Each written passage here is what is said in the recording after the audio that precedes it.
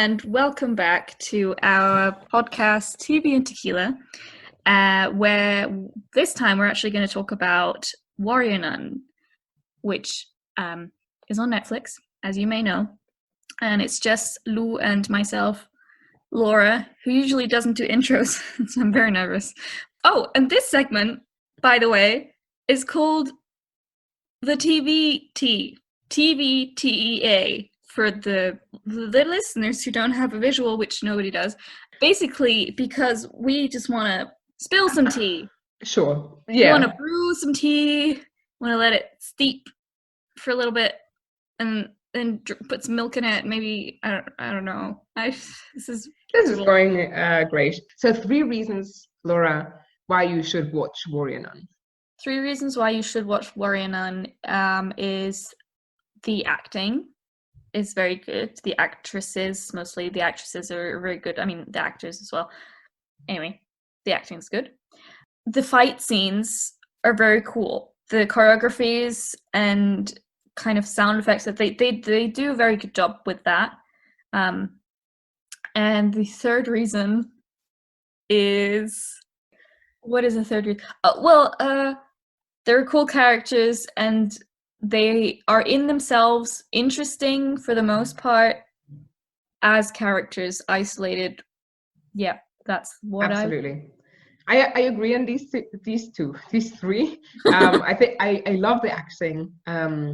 I also like the fight scenes, and I also like the characters. My 3 things would be I like that it's a European-based show. Like I like that I think it takes place in Spain. I very much liked seeing the vibe of the show is different.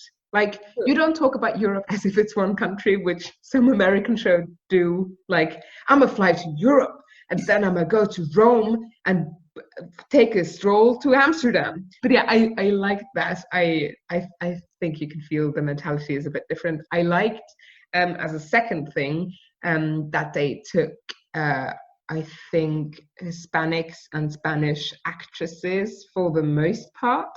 So like I like that they have that representation in there. And as a third thing, I like the tone of the show. I like the cinematography, like the colors. I like the wide shots. So the show has a very cool look that I'm very much into. Like also with the costumes, they could have done a bit better on Ava's outfits, but everything else, the cinematography, the costumes, the general look of the show is very, very nice. Yes. So Warrior Nun, maybe let's start off with a general. So we watched the first half of the season, so the first 5 episodes. Laura, do you want to maybe in as little as you can, like in one sentence, can you describe your reaction to the first half of the season? My reaction to the first half, so not the plot, but just my reaction. Yeah, what did you think of it so far? Well, in a sentence, it was interesting. So there are some things to talk about. I was drunk the first time I saw the first couple of episodes, so that made it better. I rewatched 1.5 of episodes when I was sober, and I had a different view on things, and that's more than a sentence. It is, but I know what you mean. My reaction to the first half is I was more hyped about it before I saw it, I think. Yeah. Okay, let's start off with plot and characters. So who are our main characters? I think Ava is the very first one, and then we get introduced to some warrior nuns, and almost I think it's the first scene in the first episode, right? Yeah, well, the second scene technically, because the first scene is Ava being dead on a table. Oh yeah. And then the second scene is Sister Sharon, who is the current bearer of the magical holy halo. Bearer. The halo bearer. She was attacked in a mysterious and overwhelming explosion. And then she basically says she's not going to make it, so she's dying and everybody's around her. Like Mary. Shotgun Mary. We stand Mary in this house. Yes. She's She is great. She's the best character, maybe. Or the most interesting so Yeah. far, I think, in the first half of the season. And Honestly, every scene Shotgun Mary was in was 10 times better. yeah, basically, I got excited every time, and then whatever. Yeah, Anyway, so she kicks ass. she does. And then who do you have? You have Beatrice. So you have Sister Beatrice, you have Sister Lilith, and then there's also Camila, I think. Camilla. No, what I found was good in that first exposition scene of like the warrior nuns was I think the placing of like the spatial distribution of the actresses. Because you basically had Shannon, is that her name? Yeah. You had Shannon dying, then you had Shotgun Mary really close to her because they were obviously together. Anyone who says differently, come fight me. I'm here sipping my tea. And then you have Beatrice and Camilla who kind of try to help, but also are very on guard, and Lilith, who's not even close, like No. who's very aloof, by not standing by her side, but also by not seeming to care as much as the others, maybe. Yeah. I mean, the second time around I watched it, I felt like she maybe didn't not care as much, although I think nobody cared as much as Mary. But she just is, I think she's just like very lives according to protocol and that kind of thing. I think for her, it was this very solemn moment, I guess, where she was like, okay, in my mind, mentally, I've dealt with it now. She's dying and I'm going to be the next Halo bearer. And that's all there is to say about this situation. So she didn't like, I don't know, get emotional, I guess, about what was going on, which is odd. Which would be very Lilith. Having seen the first half of the season, which is basically up until, spoiler by the way, up until she dies. It's very characteristic for her to be like, yeah, aloof. But also, I think maybe, I didn't see that in her face, but I was, after seeing it sober too, I was like, oh, maybe she was actually like, maybe happy is the wrong word, but excited to get the halo. Because she says that she's been training for it her whole life. Yeah. Then when Shannon dies, obviously she's like, okay, I'm next in line. It's gonna be great. Yeah. So I like that about the exposition of the four, counting math, four warrior nuns. Wait, Beatrice, Lilith, Mary, Camilla, Shannon. Yeah, but Shannon dies. Yeah. What did you think about Ava's exposition? Like taking only the very first scene where you have the, I think you have the, do you have the voiceover already? No, she's dead, right? No, there is a voiceover, but for some reason that speech is very not memorable in my mind because I can't remember a single thing she says. But basically there is like right at the start before the scene kind of kicks off, she has a little bit of a voiceover of sort of saying like life is funny in a way and life has a way of being a bitch kind of. And then it starts with them opening the body bag and being like, and basically taking in all of her information, and then the priest asking the evil nun, how did she die, cause of death, and then she says, leave it blank. The exposition mainly happens through the nun saying she was basically a bad person or something. And then I think the second bit of exposition we get in a later scene when she has the halo, when we realize... when she wakes up. When she wakes up, and we realize she was a quadriplegic. I can't... that.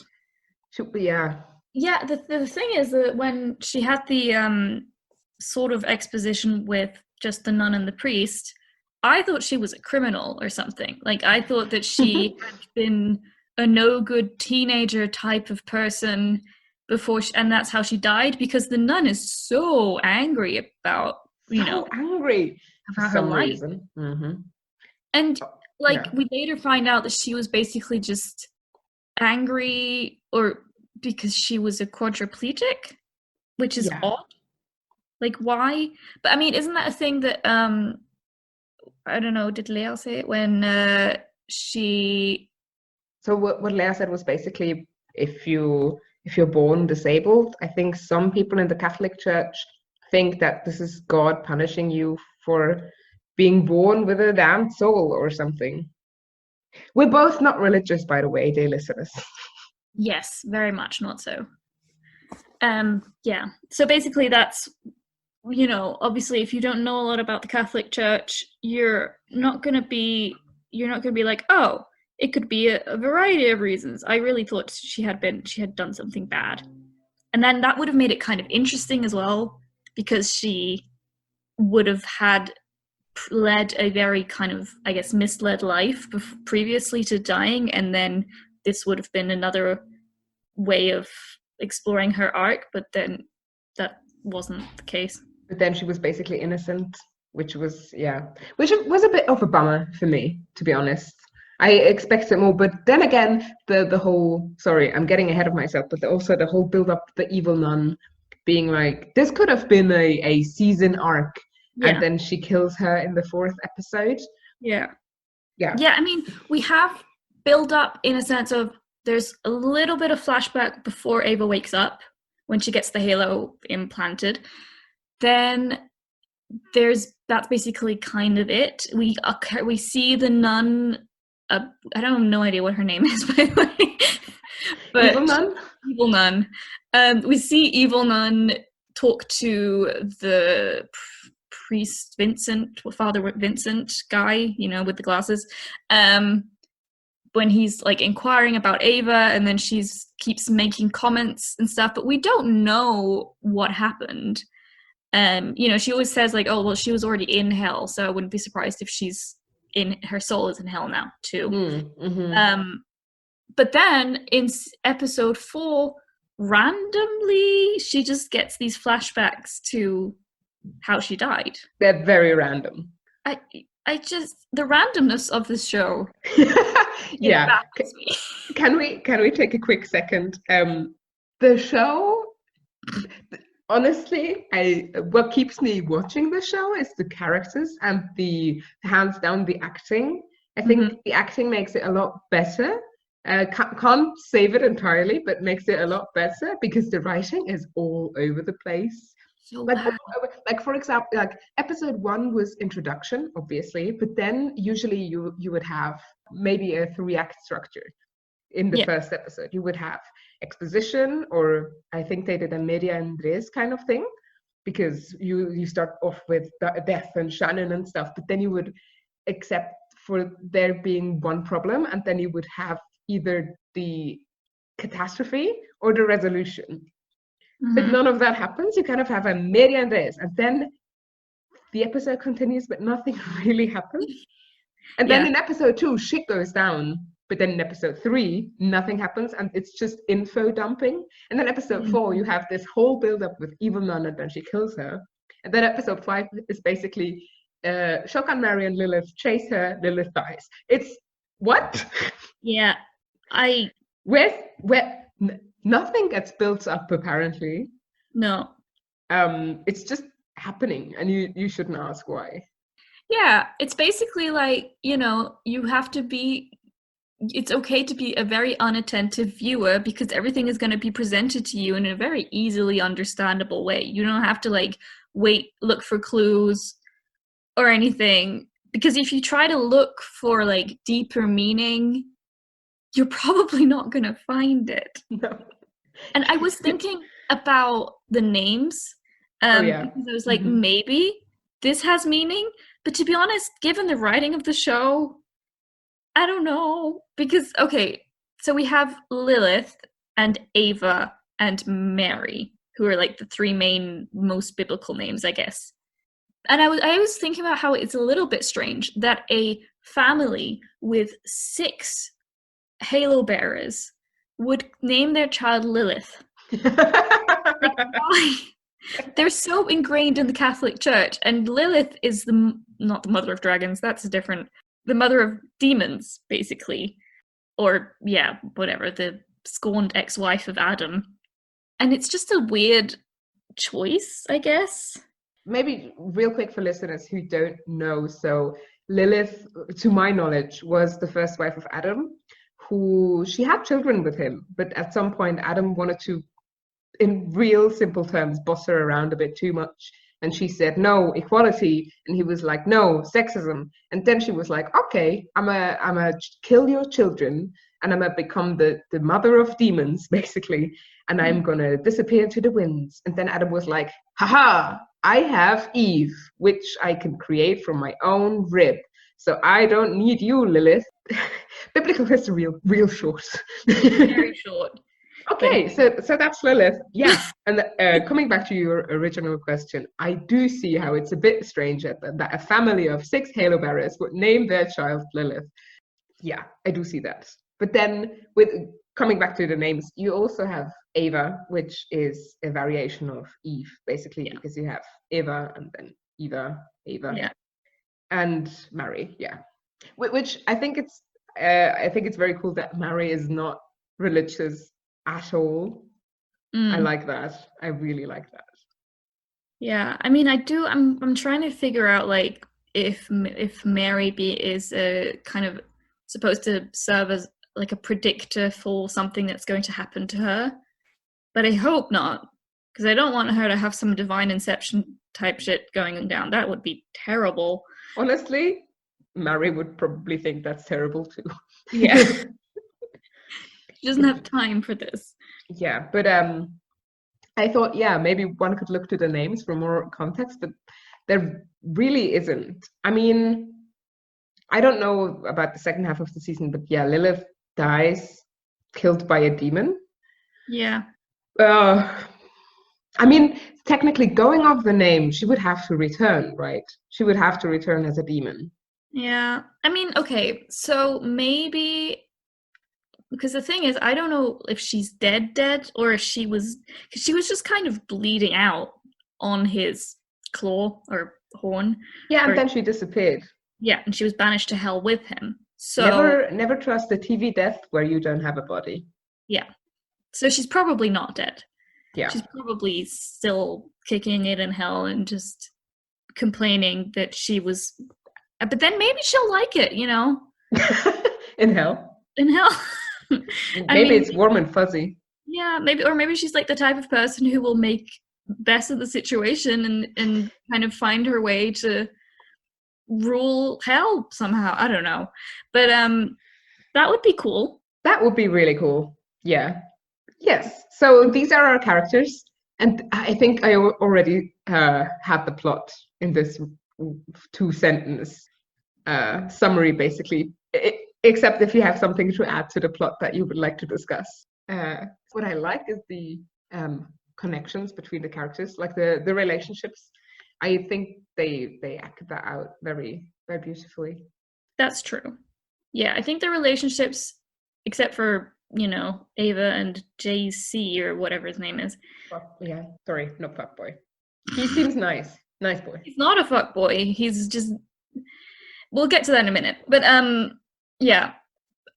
No, I agree. I also, there is a scene in episode 1 where Camilla is playing the piano and singing, and they all sort of come together, and it's during a flashback that Mary is having of Shannon, where she sort of says, I love you, and I love all of them, which gets my hopes up and down again, And then she says, so I have to protect you and all of them.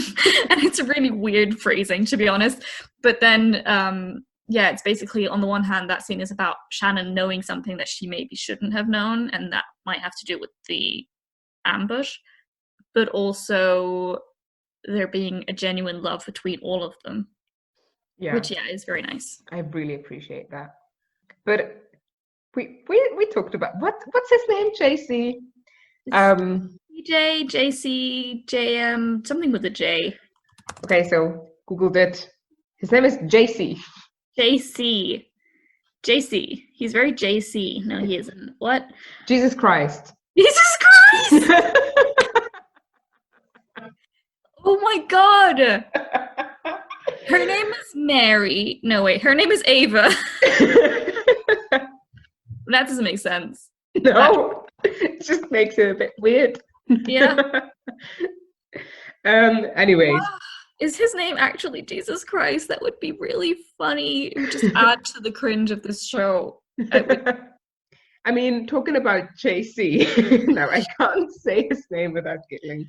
Um, uh, tropes. I find it very, because I am a fan of tropes. I don't hate tropes in TV. Tropes make TV fun. There's a reason for them to exist. Like, I don't know, the chosen one. In every second TV show, you have a chosen one, which is a great trope. I love it. Warrior Nun has a bit too much of them. It doesn't subvert them, or not to my knowledge, which is a bit boring. Starting with JC, you said something about a male Mary Sue. Please expand on that. Well, okay. So a Mary Sue, I believe, is just basically a romantic. Please correct me if I'm wrong. A romantic interest to someone. It's usually a woman in most stories, and she is very vanilla. She doesn't have a lot of her. She doesn't have her own life going on, essentially, and she's just a very good projection surface for whatever the person wants. But I think there's probably more to add to that. Yeah, in narrative terms, a Mary Sue is the main character of the story, or a side character of the story, and the person is mostly female and is only there because that person is so cool and flashy and can do everything. Oh. And Mary Sue is a very boring character because they will succeed at anything they do. They're usually very pretty, gorgeous. Everyone likes them. They defeat bad guys in a second. And they're not very interesting. They don't have more to them. Well, in that case, he's more like half a Mary Sue, I guess. Yeah. Like half of a male version of Mary Sue. No, he very much is, because he's pretty. He can seemingly do anything and doesn't fail. And he's only there because he's so great. He doesn't add to plot. No, that's true. He doesn't. I mean, he doesn't fight demons, for example. He can't fight monsters because he's human, and he doesn't. You know, that was the first interesting moment with him, to be honest, when he ran away from the, what's his name? Tarzak? Tarask. From Tarzan. When he ran away from the Tarask and was like, what the fuck is going on? I was like, oh, this is refreshing. He has emotions of his own. And basically, the first moment we meet him, so she jumps into his pool because she thinks, hey, I've been awake for 24 hours. I need to wake up because I might wake up back in the hospice, or the orphanage. So then she jumps in the pool and then remembers she never actually learned how to swim. So she starts drowning randomly in his pool, and so he saves her. The first thing that you hear her think about him is, saved by a cute boy. Check that off my list. Yeah. And yeah, same. Same. Absolutely. Oh my God. Absolute same. Also, it's not really his pool, which didn't make it better. No. I mean, that's kind of, I guess, that's the thing. Like, that could be an interesting plot point about him, is that he and his friends basically squat in rich people's houses. But it's just not made very interesting. No, they romanticize everything, and there's never drama. So yeah, that's one trope, the Mary Sue, which honestly is a trope. When you subvert it, it could be quite funny. Like introducing a character that's seemingly just here to be pretty, and then, oh my God, plot twist, they're, I don't know, a demon. Like anything, or they're actually really good at demon slaying, or, you know, anything. Yeah. I mean, the only way that they could subvert it is if he is actually Jesus Christ, but I don't know if he would be that. I don't think he is. Yeah. Just throwing that out there. What I was going to say as well, though, is that it's weird. Like, okay, so she sees him and then she decides, he's hot. I want to kiss him. I want to be with him because first of all, I've never done that before. And so I want to do that with this guy. And he's just there. And that's like the best description for him, is that he just exists. All of his friends are way more interesting than him. Because they actually have emotions. Yeah, they have emotions. They react with skepticism when they see Ava just shoveling food in her mouth. They're just like, who is this person? And also Chanel is great, but yeah, Chanel, we stand Chanel. She's very cool, but I think we'll get to that maybe in the queer baiting section. He also is very much the boyfriend trope.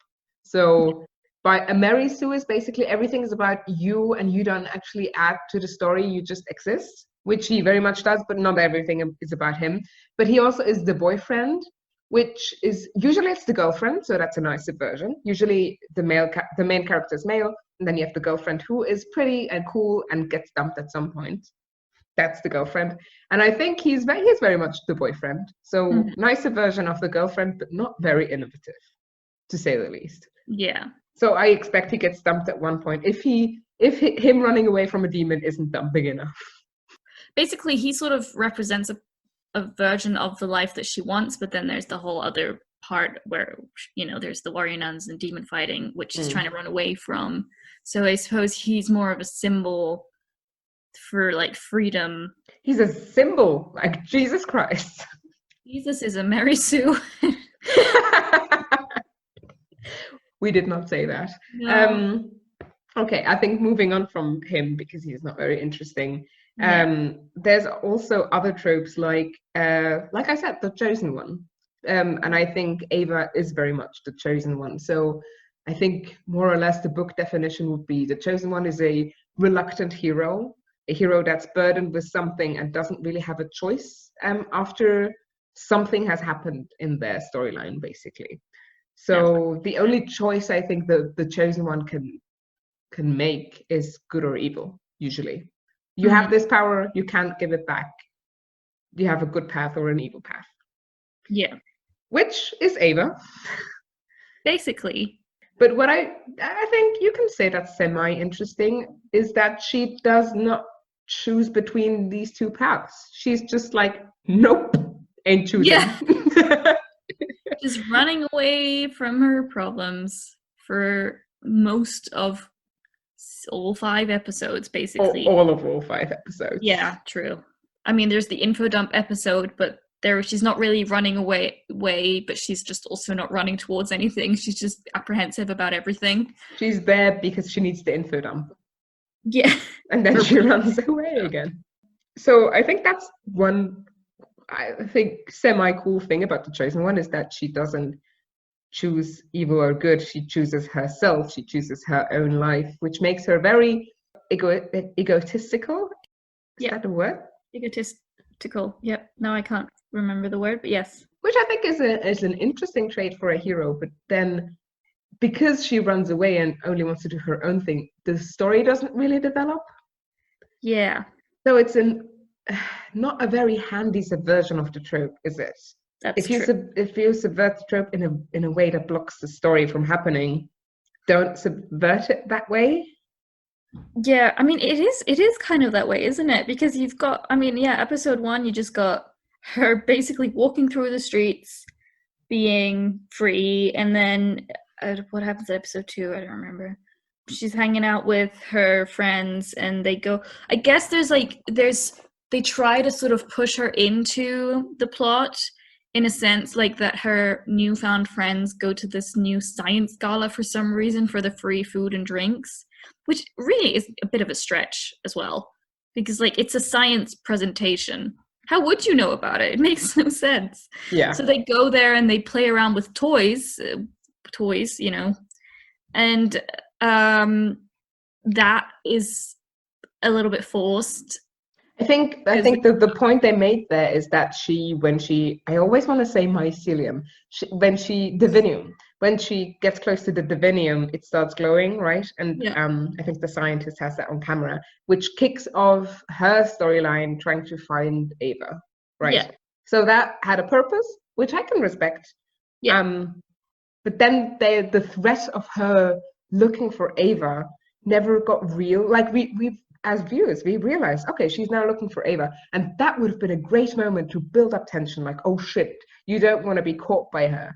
But it seemed like a thing that if it happened, it would not be that bad, because she'd never threatened or tried to kill. She was just a curious scientist, basically. Yeah. I mean, we don't know what she would do if she found Ava, but we're also, as long as we don't know what she would do, we're not that interested. Oh, what I just want to say one more thing about the Chosen One thing. I found it a little bit forced. I mean, generally, there's a lot of things in the show plot-wise that are forced. Basically, like, I think it's like in the first episode. I didn't even notice this the first time around, but supposedly it was random, the fact that she had the halo put in her, and then they realize she's gone, and then suddenly Father Vincent decides, oh, well, maybe it wasn't random. And so now it's not random anymore, you know? Now she's suddenly the chosen one. Mm. But also, I mean, there's like, I guess maybe, is that interesting? I don't know. If you've got like a discrepancy of people like Lilith saying, well, it doesn't belong to her, so we should just kill her and like take it out and kill her. And then you got Father Vincent, who is, who basically seems to be insisting that she is like a chosen one. We don't really know, but we do know that she has more powers than Shannon had, for example. Yeah. So there is that as I don't think she had more powers. I think the thing that's different, well, different anyway, but I think it never brought anyone back to life. I think that's what they emphasize on. Yeah. Like that's very special. But I think that's actually true. That's one interesting point about Warrior Nun is that I don't, maybe that's just my gut feeling, but I don't think the Halo is 100% good, because apparently it chooses people who are not religious or who have done evil, or, you know, like, I don't know. Why do demons want it? I have many questions about the Halo, really. Yeah, why do they want it? I guess, I mean, they said they want to claim it for hell, but what does that mean? Like, maybe it's usually in these kinds of stories, it's about hell being able to rise and consume Earth. I'm very sorry. We're so not excited about this. But it's TVT. I mean, I'm sipping my tea, but we haven't gotten to the hot part yet. So I mean, there's a couple of tropes that I don't want to delve too deep into because they're really not done that well. But for example, the secret organization is also a trope that they have in there, and they don't do anything with it. Like, they don't seem to be that secret by episode 4. So that trope is out of the window. You could call it subversion. You could also just use it, say it's an unused plot point. It's true. They don't hide it at all. They're very apparent about, I think, because the thing is, like, these nuns, they don't have special abilities. They're just trained fighters. Yeah. And how do they get recruited? What do you have? How do they see that you should be recruited? And then do people just know? Like, does Beatrice's mom know where she is and what she does? Yeah, from the way that wait, actually, no. With Beatrice, I'm not 100% sure. I think there's, like, certain people who have, like, legacy, like Lilith, but also Beatrice, I think she was trained from a very young age, but I don't know if it was for this purpose, but I don't know. But maybe it's like, if you're a Catholic, you know? Maybe you have to be religious to know about, Anyways, that's the secret organization is a trope that doesn't get used, and or at least not in the first 5 episodes. And so is, like, the burden of power, which can be sometimes boring. I mean, I don't know, every DC comic ever has the moment where the hero is like, I don't want my power anymore, it ruins my life. But she's literally just like, this power is great, I just want to use it for myself. Yeah, basically. Yeah, that's it. That's yeah. Sorry, I'm on a rant here. No, I mean, yeah, it's true. She does. I get it though. Like, if I had been quadriplegic for most of my life, like she was in the accident when she was 7.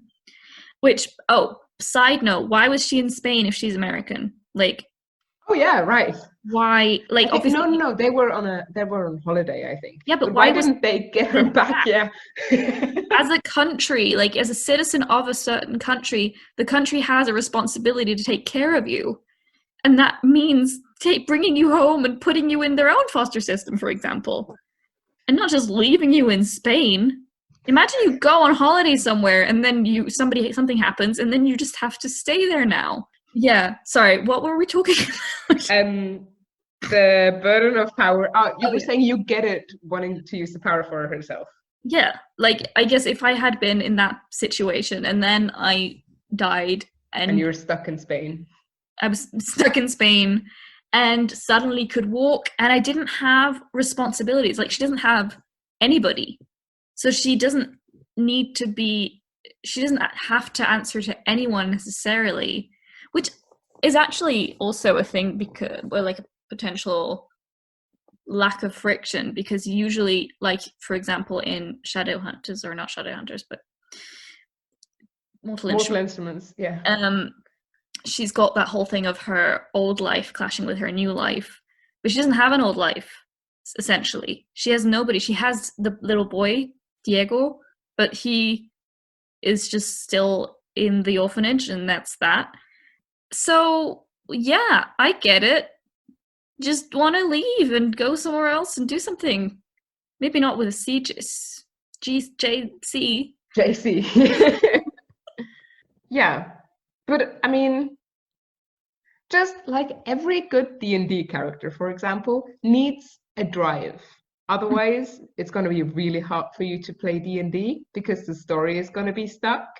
Yeah, Which is exactly what happens in Warrior Nun. She doesn't have a drive because she doesn't true. have an old life. She doesn't have a certain place that she wants to go. She wants to go travel with her boyfriend without any money, which Yeah, is fine. Yeah, sure, but it doesn't drive anything because they're just on the run for one episode and then Lilith dies. yeah. They tried running away. They failed. Yeah, I mean that's true. I mean, when I say I can relate to her urge to just go do whatever. That doesn't mean it's good storytelling. No. It just means that, like, if this was a real life situation and there was no story, I'd just be like, yeah, let's go do something else. Yeah. But yeah, there's no drive and there's barely any conflict in this show, and I think that's like the not the main issue, but like one of the issues. One of the main issues. Yeah, One of the main issues. definitely. Do we want to go onto the next topic and the reason we are actually mad? Because right now we're just ranting, and I think if this next point would have been okay, we could both live with the show. Like, Yeah. how many films or series have I watched that had not a non-existing plot basically, but they had a queer couple in it? So many, because you know what? Actors are great, relationships are great. You're supporting the LGBT plus community. This is amazing. However, you can also choose to do the opposite and be Warrior Nun. Yeah. Up to episode 5. This is not my final judgment. This is just me being grumpy because our next topic point is queerbaiting. Yay! You can't see this, but I'm sipping my tea. So, okay, the first moment, I think we got a little bit of a queer vibe from her in the first moment, or maybe we were being hopeful. But there was, the first time in episode 1, she goes to this bar and starts dancing, and this woman makes eyes at her, and she's like, do you want a sip of my drink? And she drinks her entire beer. And the woman is clearly flirting. Yeah. There's no question. She's clearly flirting with Ava, which is great. Like, thank you. But also Ava being absolutely blind to what's happening. I mean, if she's like super ecstatic about life, I guess in that singular situation, I would get that she's like, oh, this woman is giving me alcohol. That's cool.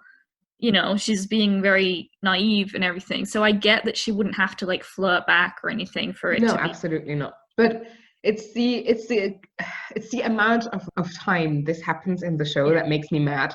Yeah. Because you have just like naming it. You have this one moment in the bar where the lady flirts with her.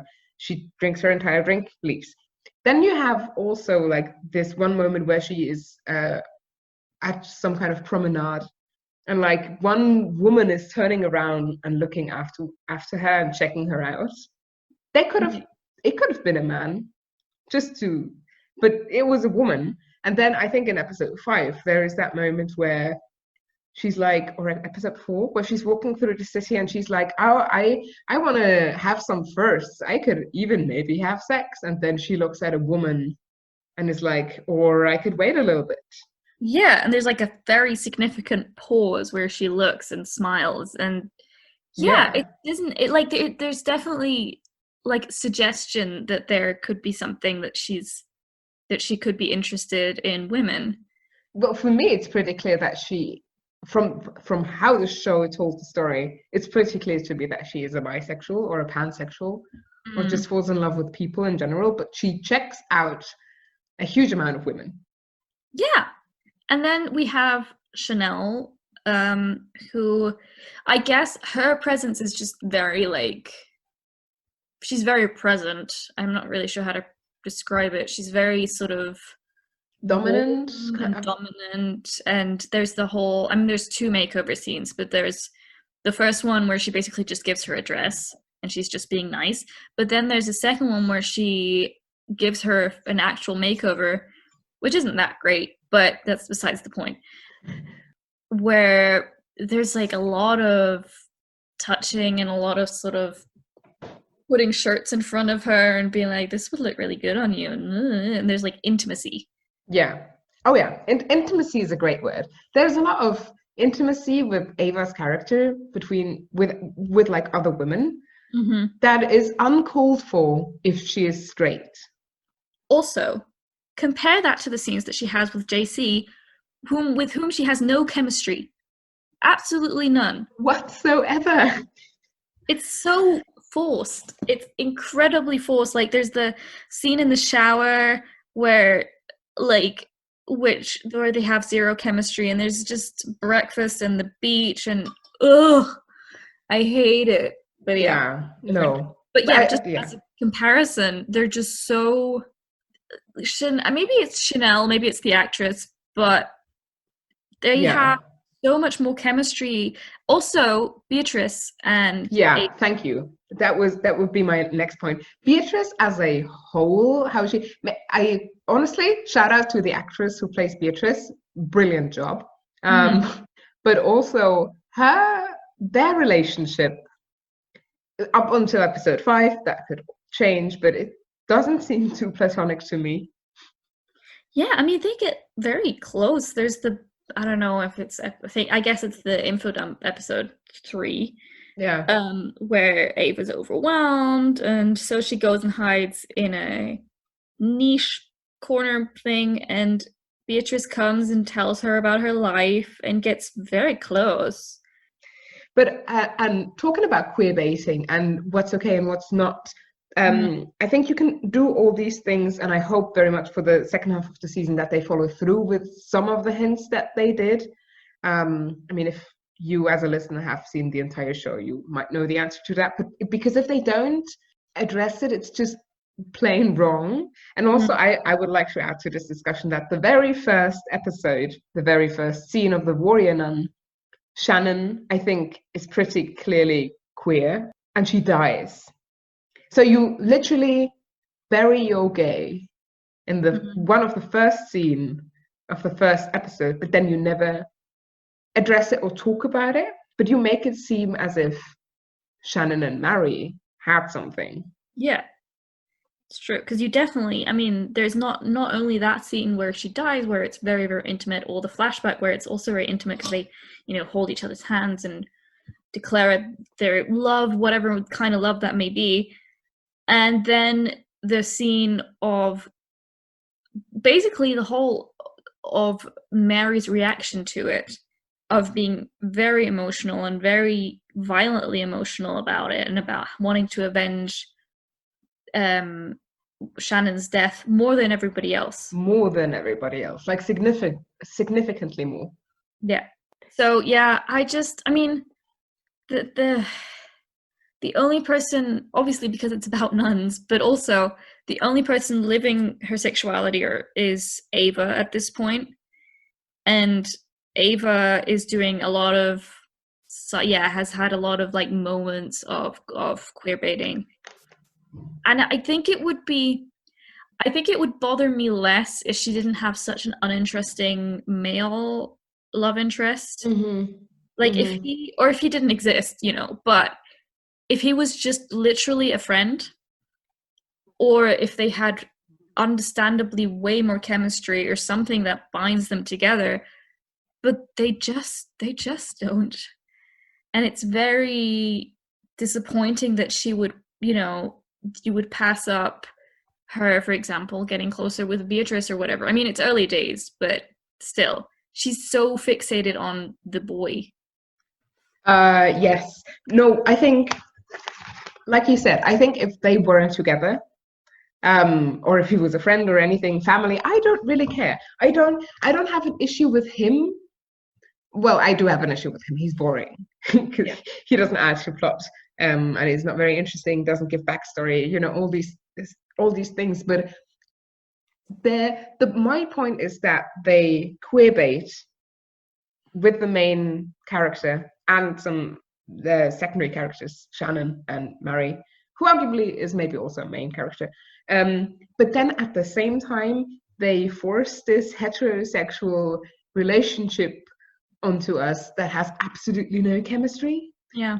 And my issue is not with the heterosexual relationship because you go guys, get it. I don't know. But they don't have chemistry. They don't have build up. That's a big issue with the show. There's no build up. He saves her and they're together. Yeah. Um, which is basically it. And they don't have a development of their relationship and no real reason why they should even like each other, except that they're both hot. Basically, yeah.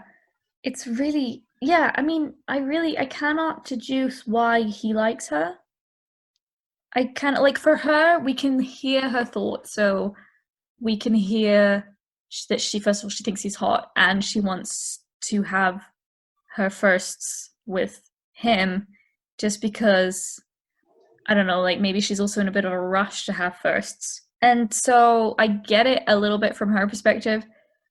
But with him, like obviously if it was one-sided and it was just basically her being like, I want to be with him, and like in the first episode it sort of seems like maybe he's not into her at all.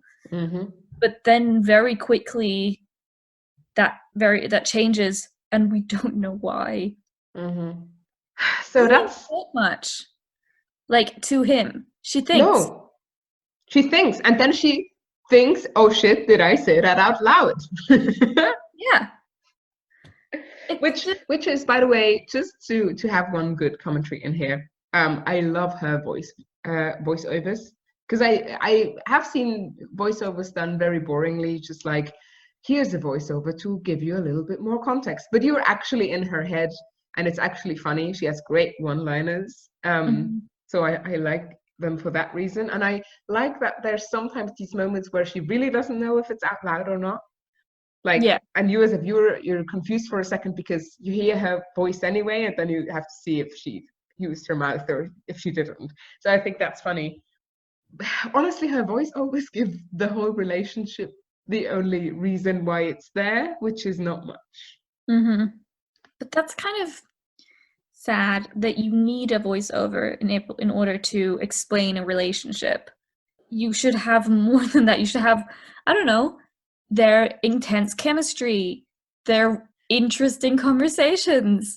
Sorry, I'm just like with my head, I'm like on Motherland for Salem, and imagine we had Rael's voiceovers with Zilla just explaining why they're together. Just like, oh, so this is justified because she's very pretty and she likes mushrooms and, hates the military. Yeah, but that's And this is why we kiss. yeah, that's like a thing about generally about the whole show, Warrior Nun, that it's very everything's very clear. Like there's no mystery, there's no nuance. And I wish there was like a little bit of mystery and nuance, just like a tad. There's a scene, I believe in scene one, episode 1 or 2, where she is walking down the alley and she's having thoughts, and then she sees the red mist, which is the Demon Miss. yeah. And because the thing is, what I was wondering is like, who are her thoughts directed at? Because I mean, obviously, it could just be stream of consciousness. Sometimes she talks to herself. Sometimes it seems that she's talking to us, and then sometimes, like, there's a scene where she basically follows the mist, talking and thinking about how she can't help but follow the mist, and how she's really drawn to it, and she doesn't know why, and her brain just kind of stops. And I'm like, well, but it didn't though, because she's still thinking Yeah. about how she can't not follow the mist, and it's drawing her in, and like we can see that it's drawing her in, you know. Yeah. So Yeah. Thanks for explaining this. You're a TV show. We can see you on screen what's yeah, happening. We don't need an audiobook to come with it. yeah, exactly. Like, I agree with you that she has great one-liners, and she's very witty, but there are certain moments where they could just turn it off. They could just not do that. Yeah. Yeah. Basically, there's a scene at, like, right at the end of episode 1, just because I watched it again today. Yeah. The priest, or Father Vincent, who is, creepy and Freudian, but he goes to the bar to look at a drink, because he seems like, that's how we find out that he had an alcohol problem, which is like subtle, kind of, which is cool. But the thing is, what I love about that scene, because it's so funny, is that the bartender's like, "What's on your mind?" And he's like, "Oh, you don't want to know." And then the bartender's like, "Well, but that's my job. I listen to people." And then I was thinking, that's not your job. Your job is to serve people. Don't reinforce that cliche, please. But anyway, what I thought was really funny was that basically the bartender like insists on him telling him what's on his mind, and he goes on this whole like mysterious monologue about demons are real and hell is real, and you would expect this from a priest, but what if I wasn't a priest? What if I was a mortal? Then you would, or mortal, a citizen, then you would either think I'm crazy or I'm a prophet, and then what? And it's just like this whole thing. And first of all, that's weird. Second of all, the bartender just walks away. He does, doesn't he? He's just like, cool, leaves. Yeah. There's a lot of unmotivated dialogue too. It's also like, remember how in like in the info dump episode, in episode 3, Ava doesn't ask a single question, but Father Vincent doesn't stop talking. Yeah. I think the only thing she says is like, "Okay, and how is this about me?" And he's like, "Shush, don't interrupt my monologue." He's basically like, I'm talking, this is my moment, excuse me. Yeah, they have, we commented on this when we were watching the episode. They have like 3 or so moments where Ava's sitting somewhere and he comes to talk to her. Yeah. And it's so funny. Now, Laura, do you want to start off again? 3 reasons why, honestly, I don't recommend the show to my friends. 3 reasons why one shouldn't watch it, or things that bugged you so far up to episode 5. Well, I mean, generally speaking, the writing bugged me a lot. It's kind of on the sort of level where it's not exactly cringy enough, but it's still quite bad. Or it's just like, yeah, not particularly interesting. And that ties into, or what ties into that is the pacing of the show, which is a mess. But so I don't know if I guess those are 2 things: the writing, dialogue, and then pacing. And the third thing, it all kind of ties in together with follow through and build up and lack thereof. So yeah, that whole thing. And well, yeah, I'll let you say your things, and you're probably going to say what I was going to say again as well. Yeah, I do agree. Pacing. I think for me, I take it under plot. I think I would definitely not recommend it for plot. It's not a show that you watch for a good plot. It's a show that you watch for characters and relationships, settings and languages maybe, but not for plot. Because I think even though there is one, the pacing is way off, and doesn't make a lot of sense most of the time. So that would be one thing, plot. The second thing is queerbaiting. For me, up until episode 5, there's too much queerbaiting and too little following through. And I absolutely cannot recommend shows that queerbait, because that's shitty. That's a shitty thing to do. And so the last thing why I wouldn't particularly recommend a show, I think world building. Because they have this secret organization that they never really flesh out. And then they have this whole demon and heaven, like hell and heaven concept, which they never really explain. And the things they do explain, again, don't make a lot of sense. Yeah, basically. I mean, I will say there's, with, the writing, characters are obviously part of the writing, so I guess you could say that as a concept, the characters are deeper and well thought out. Yeah, and then it's what happens in the plot that sort of starts lagging. Yeah, I guess you could say it that way. But honestly, this, I think, if you've listened so far, you think that we absolutely hate the show. We have watched up until episode 5. It couldn't have been that bad, This is part 1, by the way, of our review of Warrior Nun. We're gonna do a part 2 as soon as we've seen the entire series. Season 1. I think that would be it, right? Yeah. Do you want to do the cool outro? What's the cool outro? You just say something and that's the outro. Okay, well, this was TV Talks, right? Yeah, no, it wasn't. It was TVT. Sorry. Stop that again. So this has been the first edition of our segment, the TVT, where we talked about Warrior Nuns, and we hope that you found it entertaining, if a bit chaotic, and we hope to see you, or not see you, we hope that you listen to us next time. Thank you so much for listening to the TVT. If you liked this episode, feel free to like, comment, and subscribe. If you disagree with something we said on the podcast, which is, by the way, very understandable, feel free to start a discussion in the comments. You might not be the only one who feels that way. See you next time. Cheers.